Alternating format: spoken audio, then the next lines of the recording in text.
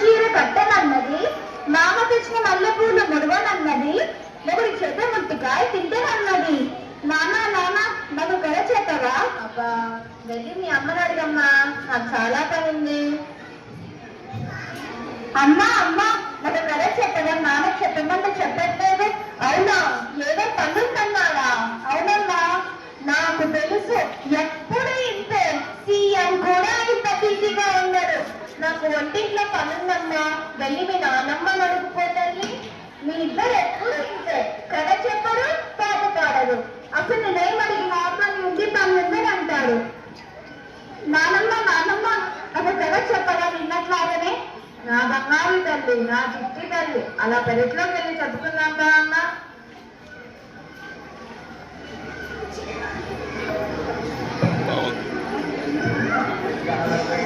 ఏంటి ఏదో పాచిపోయిన వాసన వస్తుంది? ఏం లేదండి, నిన్న మిగిలిపోయిన ఉప్మా ఉంటే పదనానికి వెళ్తున్నా. అంత ఎక్కువగా ఏదో చేశావే? మీకోసమే ఇది పలుస్తారని. దీని పేరు ప్రభావతి. కోపం చాలా అతి, అస్సలు లేదు మతి. ఇది చాలా పెద్ద కోతి. మీకు పగులు తిమోతి. అబ్బో, అయినా ఇంత చేసి పడేసే బదులు ఆ ముసలానికి పెడితే పోలా? అత్తయ్యా, ఓ అత్తయ్యా, మీకోసం ఉప్మా చేశాను, తినండి. అమ్మా ప్రభా, ఇది పాచిపోయిందమ్మా, తినలేను. పాచిపోయిందా? నీకోసమని వేడి వేడిగా జీడిపప్పులు వేసుకొని తెమ్మంటావా? పాచిపోయిందంట, పాచిపోయింది. అయినా ఈ వయసులో అంతంత టీవీ ఒలింపిక్స్ కి వెళ్ళి వెయిట్ లిఫ్టింగ్ చేయాలా ఏంటి? సిగ్గు లేకపోతే సరే, చిచ్చి. పెట్టింది తిను, లేదంటే ఒక మూల పడుండు.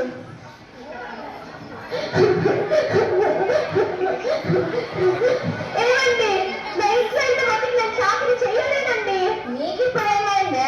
ఇంకా ఏం కావాలండి? మీరు పొద్దుననగా వెళ్తారు, పాప స్కూల్కి పోతుంది. మీరు వచ్చిన వరకు ఆ ముసలి దానికి నేను సేవలు చేస్తూ ఉండాలి. అంత గొప్ప సేవలు ఏం చేశావే? ఏం చేసింది చెప్పాలా ఏంటి? చెప్పకపోతే అర్థం చేసుకోలేరు. సరే సరే, ఇప్పుడు నేను ఏం చేయమంటావు చెప్పు. ఇంట్లో నేనన్నా ఉండాలి, ఆ ముసలిదైనా ఉండాలి. ఇప్పుడే చెప్పండి. ఈ వయసులో ఆమె ఎక్కడికి వెళ్తుంది? ఎక్కడికైనా పంపండి. ఆ ముసలిని మాత్రం ఇంట్లో వద్దు. ప్రతి ఊళ్ళో ఉన్నాయి కదా వృద్ధాశ్రమాలు, ఎక్కడ చోట చేర్చండి. వృద్ధాశ్రమానికి ఫోన్ చేయండి. చేస్తానులే. ఇప్పుడే చేయండి. చేస్తున్నా.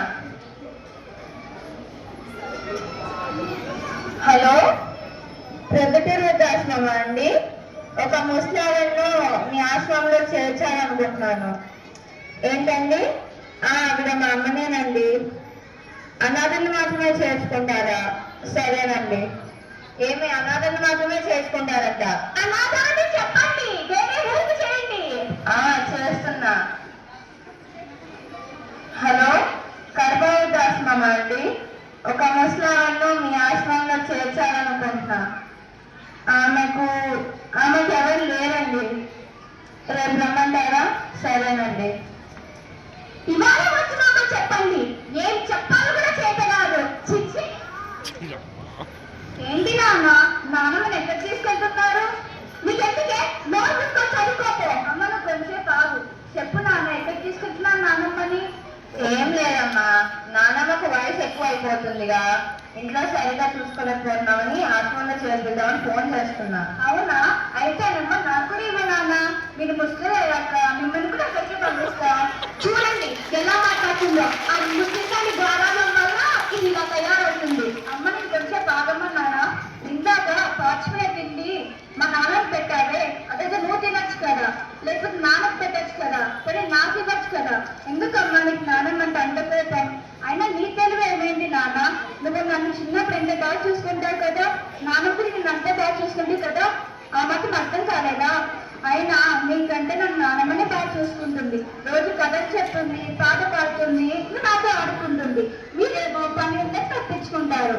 నాన్నమ్మ వెళ్ళిపోతే నాతో ఎవ్వరు ఆడుకోరు.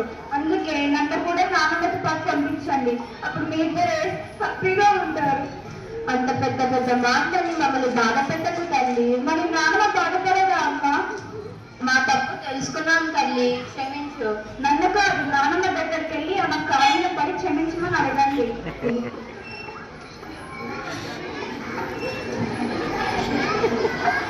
మమ్మల్ని క్షమించమ్మా, మీ విలువ తెలుసుకోలేకపోయాం. వెరీ గుడ్, ఇంకా లేదండి, క్షమించింది. ఎందుకంటే నా ముసింది బంగారు కొండ.